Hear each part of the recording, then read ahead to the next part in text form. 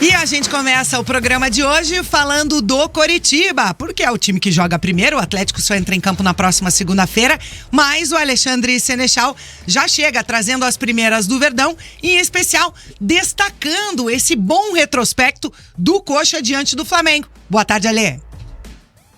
Boa tarde, Tete Mota. Boa tarde aos meus colegas presentes aqui no nosso Bate-Pronto. E um abraço especial a você, nosso ouvinte aqui da Jovem Pan News Curitiba, tanto no rádio no 107.1, como também no nosso YouTube Jovem Pan, Grupo RIC. Curitiba, o Dalk lembrou bem, se livrou do rebaixamento do ano passado com uma vitória sobre o Flamengo e tem um retrospecto favorável diante da equipe carioca, jogando em casa, jogando a maior parte desses jogos no Couto Pereira. A gente tem ali Curitiba e Flamengo no Brasileirão, aqui no Paraná, 22 partidas com 12 vitórias do Curitiba, 2 empates e 8 vitórias do Flamengo. O Curitiba, portanto, venceu mais do que perdeu o Flamengo jogando em casa. O retrospecto, no total, quando você considera outras competições, também é favorável ao Curitiba aqui no Paraná, com 14 vitórias, 10 derrotas e apenas 3 empates. São dois times que empatam muito pouco nos confrontos entre si. Ano passado, na 36ª rodada, Aleph Manga de pênalti garantiu 1-0 no Couto. Curitiba se livrou do rebaixamento com 2 rodadas de antecedência e agora o Curitiba novamente na briga contra o rebaixamento, precisando de uma vitória de qualquer forma para poder colar ali pelo menos um pouquinho no pessoal que está logo acima, no Bahia, que é o primeiro time fora da zona de rebaixamento. O Curitiba tem 14 pontos conquistados, o Bahia tem 18 pontos, está 4 à frente do Coxa, mesma pontuação do Santos. Bahia é o 16º, o primeiro time fora da zona de rebaixamento. O Santos é o 17º, também com 18 pontos, também 4 à frente do Coritiba. O retrospecto joga a favor? Se o retrospecto é muito bom, isso pode ajudar? O que pode ajudar de fato é o Coritiba sair dessa fase e conseguir uma vitória depois de 3 derrotas seguidas no Campeonato Brasileiro, que depois daquele início muito bom com o Thiago Kozlowski, acabou devolvendo o Coritiba a uma situação um pouquinho mais complicada na competição. Já no Bate-Pronto a gente vai falar o que o Coritiba precisa fazer, os pontos que precisa somar para poder escapar do rebaixamento, mas se o retrospecto entra em campo, né, se os números, se a matemática ajuda, nesse caso o Coritiba aí sai na frente e para conquistar mais uma vitória, sai com esse retrospecto favorável, contando os confrontos pelo Brasileirão e também na história geral em casa. Uma questão, o Coritiba venceu apenas um dos últimos 7 jogos contra o Flamengo, justamente esse do ano passado, quando se livrou do rebaixamento. São 6 derrotas e uma vitória no período, contando Campeonato Brasileiro e Copa do Brasil. Retrospecto pode ser a favor, mas está longe de ser um adversário fácil, né? Sem dúvida nenhuma, até porque, como diz o Linhares Júnior, o melhor time do Brasil é o Flamengo e o segundo melhor é o reserva do Flamengo.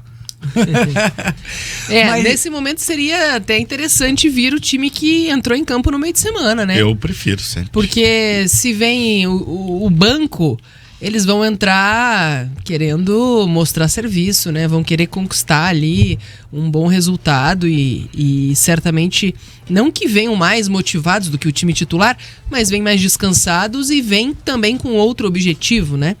Então... É um pouquinho mais sangue doce mais também, sangue doce, Os jogadores titulares, na minha opinião, né? Porque eu acho que eles conseguiram o objetivo e, enfim, estão mais relaxados depois de resolver, né, essa situação diante até dos bastidores meio turbulentos no Flamengo.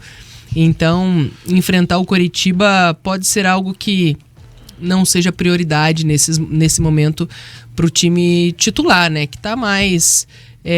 relaxado, conseguiu ali a classificação, e para o Coritiba é um jogo de extrema importância, né? Até porque o Coritiba até agora acho que não teve uma sequência suave, né? Todos os jogos foram bem complicados, então o Coritiba vai precisar se superar mais uma vez e tentar resgatar aquela força que mostrou logo que o Thiago assumiu. Eu acho que o Coxa... O passado foi o reserva, né? Ano passado o Coritiba jogou aqui sem Gabigol, sem Arrascaeta, Everton Ribeiro, Davi Luiz, Felipe Luiz. O Flamengo estava aí nas frentes da Copa do Brasil e da Libertadores e aí acabou jogando com o time reserva na reta final do Brasileirão aqui contra o Coxa. E ano passado já era reta final mesmo, né? Não tinha muito que o Flamengo almejar no campeonato, né? No ano passado. O Palmeiras já era campeão praticamente naquele momento ali.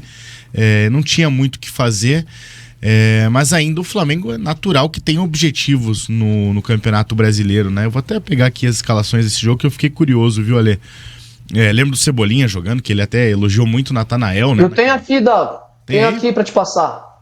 O Coritiba jogou com o Gabriel Vasconcelos, Natanael, Chancellor, Castan e o Rafael Santos na lateral esquerda. Meio campo, Jesus Trindade, Bruno Gomes e Robinho. E na frente, Galarza, Aleph Manga e Matheus Cadorini. E o Flamengo veio com Hugo Souza, Mateuzinho, Fabrício Bruno, Pablo e Ayrton Lucas, João Gomes, que hoje está no futebol da Premier League lá na Inglaterra, Diego, Arturo Vidal hoje no Furacão e Matheus França, Marinho e Everton Cebolinha. Esse foi o Flamengo escalado pelo Dorival Júnior na época, né, na reta final do Brasileirão do ano passado.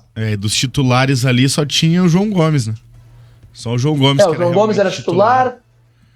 Fabrício Bruno, talvez, você pode falar, da zaga era Léo Pereira e Davi Luiz, né? Léo também Pereira e Davi não Luiz era. Passado. Só o Mateuzinho Gomes chegou a jogar bastante como titular, mas ainda era o Rodinei, né? Ainda era o Rodinei o titular. Então, o Rodinei, realmente, inclusive, entrou no jogo depois. Isso, e o Flamengo jogou com um time bem misto aqui, né? Focado nessas outras competições, que o Flamengo tinha duas frentes ainda, né? E talvez se o Flamengo tivesse essa outra frente, no caso a Libertadores, que foi eliminado pro Olímpia, iria com toda certeza poupar. A gente até falou isso aqui em diversos programas, né? Sim. Que o Coritiba teria pela frente Corinthians e Flamengo focados na Copa do Brasil, Sul-Americana e Liberta, né? O que Ninguém imaginava a queda do Flamengo, né? Se você for pegar assim friamente, eu acho muito difícil você imaginar que o Flamengo ia levar aquele taco que levou no Olímpia lá no Defensores del Chaco, né? Ainda mais fazendo 1-0. Nem a TT, né, TT? É por isso que ela tá atrás. Por isso que eu tô perdendo o duelo, tá? Obrigada, Flamengo. Então, assim, a equipe do Coritiba, ela precisa de qualquer maneira vencer esse jogo. É claro que é um adversário difícil, mas é aquele adversário que você vence da moral, né? Como a gente achou que seria contra o Fluminense. Deu moral, venceu o Fluminense. Né? E jogou bem contra o Botafogo. Porque só que daí muita gente vinha questionando, o Coritiba tá vencendo o adversário direto, que tá ali embaixo. Aí venceu o Fluminense, então mudou mesmo, né? Exatamente. Porque venceu o Goiás, venceu o América, empatou com o Cruzeiro. Adversários que estão ali embaixo e tal, beleza. Possíveis. Aí vence o Fluminense 2-0, com autoridade, tranquilo, né? Não sofreu tanto e deu uma moral a mais. Só que daí uma derrota pro Botafogo que acaba sendo atrapalhada por uma questão da arbitragem, que o André até fala no final do jogo que aquilo ali desestabilizou o time, e desestabilizou mesmo.